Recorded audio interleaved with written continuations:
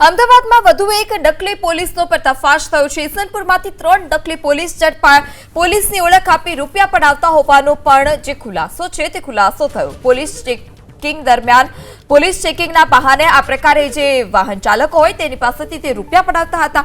Isanpur police સ્ટેશનથી ગોવિંદવાડી વિસ્તાર સુધી તેઓ ઊભા રહેતા અને ફરિયાદી પાસેથી બળજબરીપૂર્વક 28,100 રૂપિયા લઈ લીધા હોવાનો પણ આરોપ છે। યાસીન ઉર્ફે પપૈયા કુરેશી, મોહસિન ઉર્ફે બીડુ શેખ, મુન્ના પઠાણની ધરપકડ કરવામાં આવી। આરોપીઓ વિરુદ્ધ અગાઉ પણ અનેક ગુના નોંધાઈ ચૂક્યા છે।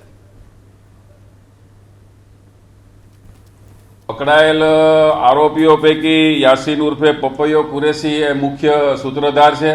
તે આવા શિકાર શોધતો હતો અને આ જે સહ આરોપી મોહસિન શેખ અને અબરાર પઠાણને એને રોકવા માટે જણાવતો અને પોતે પોલીસ અધિકારી તરીકેનો રોલ કરતો અને દર વખતે આ રીતે ડુપ્લિકેટ પોલીસ તરીકે ઓળખ આપી અને ગુના આચરવાની મોડસ ઓપરેન્ડી ધરાવે છે।